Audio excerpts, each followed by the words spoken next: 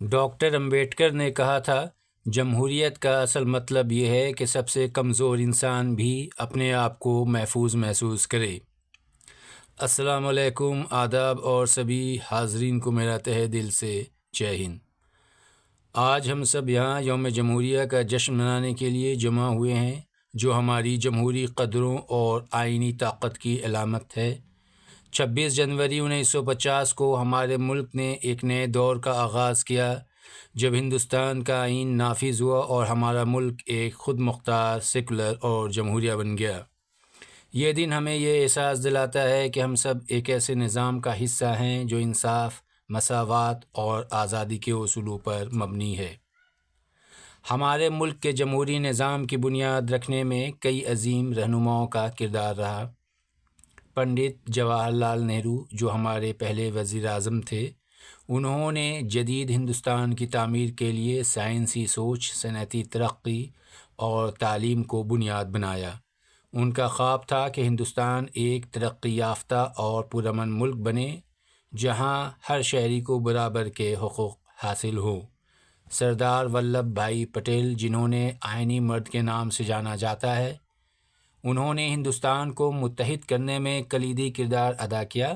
انہوں نے 500 سے زائد ریاستوں کو ایک جمہوری ہندوستان میں ضم کیا اور قومی یکجہتی کی شاندار مثال قائم کی۔ ڈاکٹر بی آر امبیڈکر، آئین کے معمار، نے ہمیں وہ آئین دیا جس کی جڑیں مساوات اور عدل میں پیوست ہے۔ انہوں نے لوگوں کے حقوق کے تحفظ کو یقینی بنایا جو سماجی ناانصافی کا شکار تھے۔ یہ تمام رہنما ہمیں یہ سبق دیتے ہیں کہ جمہوریت صرف ایک نظام نہیں بلکہ ایک ذمہ داری بھی ہے، جہاں عوام کی آواز سب سے زیادہ اہمیت رکھتی ہے۔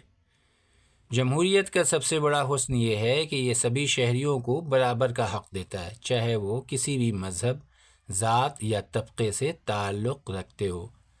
اقلیتوں کے حقوق جمہوریت کے لیے ریڑھ کی ہڈی کی حیثیت رکھتے ہیں۔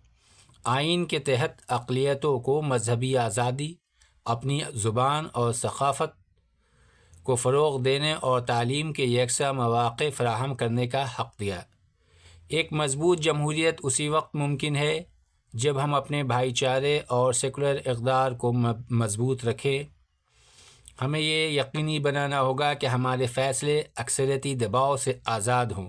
میں دوبارہ دہرانا چاہوں گا، ہمیں یہ یقینی بنانا ہوگا کہ ہمارے فیصلے اکثریتی دباؤ سے آزاد ہوں اور ہر طبقے کے ساتھ مساوی انصاف کیا جائے۔ جیسا کہ علامہ اقبال نے کہا تھا، سربلندی کا ہر ایک خواب حقیقت ہوگا، سب کو انسان سمجھنے کی روایت ہوگی، اور وہ صرف ڈیموکریسی میں ہی ممکن ہے، اور ہمارا دیش ایک ڈیموکریٹک کنٹری ہے۔ ہمیں یہ یاد رکھنا ہوگا کہ جمہوریت صرف عوام کی طاقت سے نہیں بلکہ قیادت کے وزن سے بھی پروان چڑھتی ہے۔ آج کے دن ہمیں اپنے رہنماؤں سے یہ امید رکھنی چاہیے کہ وہ جمہوری اقدار کی پابندی کرے اور ملک کو صحیح سمت میں لے جائے۔ ایک جمہوری رہنما کا پہلا فرض ہے کہ وہ عوام کے اعتماد پر پورا اترے، شفافیت کو یقینی بنائے۔ یہاں پر جو میں بتانا چاہ رہا ہوں کہ عوام کے اعتماد میں صرف اکثریتی عوام نہیں آتی بلکہ اکثریتی اقلیتی دونوں آتے، اور سماجی انصاف کو فروغ دے۔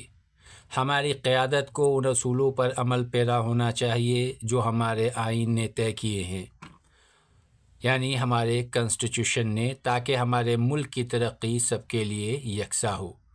ہم سب کو یہ دعا کرنی چاہیے کہ ہمارا رہنما، ہمارا لیڈر ذاتی مفادات سے بلند ہو کر ملک اور عوام کی بھلائی کے لیے کام کرے۔ یہ جو آج کل دل بدلو ہیں وہ ہمیں نہیں چاہیے اور انہیں ایسا نہیں کرنا چاہیے۔ جیسا کہ ڈاکٹر امبیڈکر نے کہا تھا، جمہوریت کا مطلب عوام کی خدمت ہے اور قیادت کا مطلب راستے دکھانا اور مشکلات کو حل کرنا ہے۔ جمہوریت ہمیں حق رائے دہی دیتی ہے، یعنی ووٹنگ کا رائٹ دیتی ہے، لیکن اس کے ساتھ ذمہ داری بھی دیتی ہے کہ ہم اپنے فرائض کو، ڈیوٹی کو دیانتداری سے نبھائیں۔ ہم اپنی آواز کو بلند کرنا ہوگا، لیکن اس انداز میں جو پازیٹیو ہو، اور جو ہماری ڈیموکریٹک قدروں کو مضبوط کرے۔ ہمیں یہ نہیں بھولنا چاہیے کہ ہمارے فریڈم فائٹرز نے آزادی اپنی جانیں قربان کر دیں، ہمیں یہ آزادی دی۔ یہ آزادی جو ہمیں ملی ہے یہ خون کے چراغ سے جلی ہے۔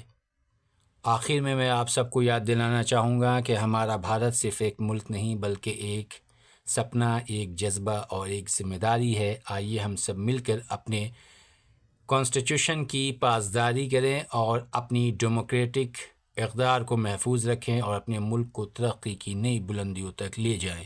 جے ہند، وطن کی مٹی کو سلام، شکریہ۔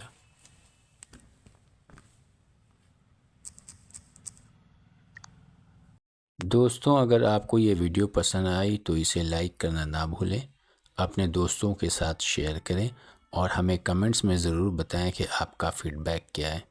آپ کے سپورٹ کے بنا ہم یہاں تک نہیں پہنچ پاتے۔